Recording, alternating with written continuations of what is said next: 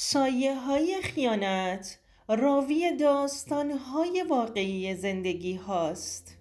فکر می کردم خوشبخت‌ترین زن دنیا هستم. شوهرم رو با تمام وجودم دوست داشتم و بهش اعتماد داشتم. اما یه شب وقتی گوشیش رو برداشتم دنیا روی سرم خراب شد. اون چیزی که دیدم نه فقط اعتمادم رو بلکه کل زندگیم رو زیر و رو کرد. خیانت دیجیتال. زمانی که خیانت از چت‌های آنلاین شروع شد. ندا هستم، زنی 30 ساله که تا همین چند وقت پیش فکر می کردم در یکی از خوشبخت ترین زندگی های دنیا هستم. شوهرم آرمان کسی بود که همیشه فکر می کردم برای من ساخته شده و همه چیز زندگیم بود. مردی که 7 سال پیش عاشقش شدم و 3 سال بعد باهاش ازدواج کردم. برای من آرمان فقط یک شوهر نبود. اون بهترین دوستم و همراه ترین فرد زندگیم و تکیه‌گاهم بود. مردی خوش برخورد، مهربون و عاشق زندگی خانوادگی. زندگیم حول عشق و توجه اون میچرخید. اما چیزی که در ادامه میگم زندگیم رو از این رو به اون رو کرد. زندگی همیشه اونطور که فکر میکنیم پیش نمیره. این رو با تمام وجودم فهمیدم. همه چیز از یک روز معمولی و از یک تغییر کوچیک شروع شد. آرمان همیشه آدم راحتی بود. گوشیش همیشه روی میز تو دسترس بود. گاهی بدون قفل بود. گاهی قفلش رو باز میذاشت. ولی هیچ وقت حتی کوچکترین شکی بهش نداشتم. اما چند وقتی بود که مدام با خودش همراه می برد. حتی وقتی که به داخل حمام می رفت یا شبها زیر بالشش می زاشت و دیگه مثل قبل روی میز نمی زاشت. این کارش برام عجیب بود. شاید برای کسی دیگه معنی خاصی نداشت. ولی برای من که تمام حرکاتش رو در این چند سال شناخته بودم مثل یه علامت سوال بزرگ بود. راستش اول با خودم فکر می کردم شاید به خاطر کارهای شرکت خیلی خسته است. شاید حواسش نیست یا شاید واقعا چیز مهمی نیست. اما وقتی این رفتارها بارها و بارها تکرار شد اون شک کوچیک کم کم تو ذهنم رشد کرد. همیشه می گفتم اگه یه روز به چیزی شک کنم مستقیم میرم و از خودش میپرسم. اما وقتی پای عشق و اعتماد وسط باشه انجام این کار به این راحتی ها نیست. آدم از خودش میپرسه اگر اشتباه کنم چی؟ اگر ناراحت بشه چی؟ ولی یه شب جواب همه این سوالاتم رو گرفتم. آرمان خوابیده بود و من مثل همیشه داشتم فیلمم رو میدیدم. یک لحظه صفحه گوشیش روشن شد و پیامکی روی اون اومد. چقدر دلم برات تنگ شده عزیزم. فرستنده ذخیره شده بود به اسم پیمان شرکت. اون لحظه انگار دنیا دور سرم چرخید. دست هم می لرزید. اون شب ضربان قلبم تندتر از هر زمانی می زد. با خودم گفتم شاید اشتباه می کنم. شاید فقط یک سوء تفاهمه. اما چطور می شد؟ پیام دلم برات تنگ شده رو اشتباه فهمید. گوشیش قفل بود و نمیتونستم بیشتر جستجو کنم. همین پیام کافی بود که خواب رو از چشمام بگیره. نمیدونستم چطور باید واکنش نشون بدم. سعی کردم آروم باشم. اون شب تا صبح نخوابیدم. آرمان کنارم خوابیده بود. اما انگار دیگه اونو نمیشناختم.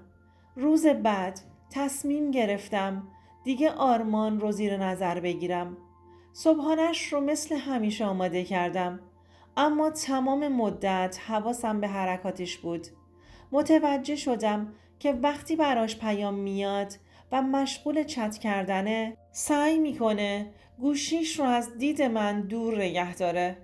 گاهی حتی بی دلیل از اتاق بیرون میره.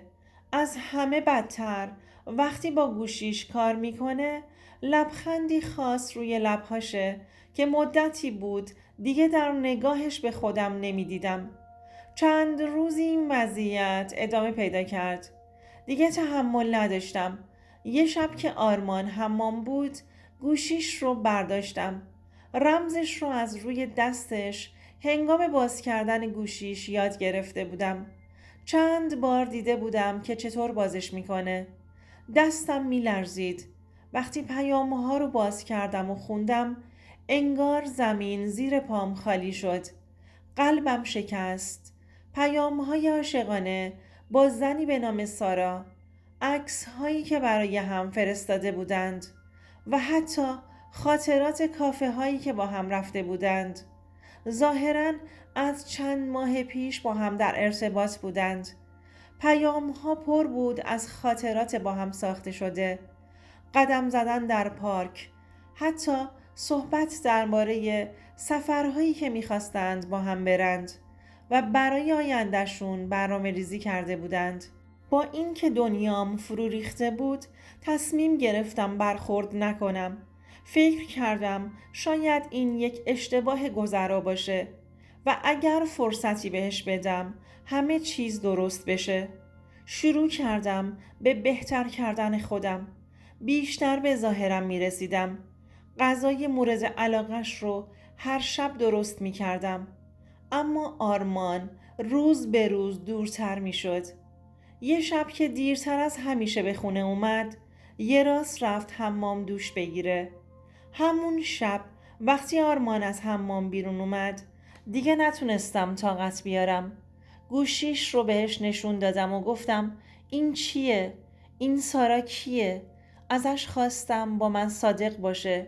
چند ثانیه سکوت کرد و بعد شروع کرد لبخند تلخی زدن و گفت چی تو ذهنت هست؟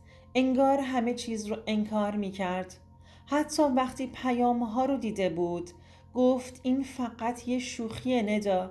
یه همکار توی شرکت داریم که برای همه همینطور پیام میفرسته. نباید اونقدر حساس باشی.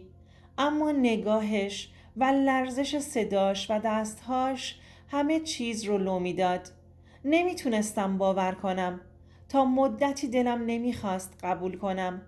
درگیر بودم با خودم. نمیخواستم باور کنم که آرمان بهم خیانت کرده.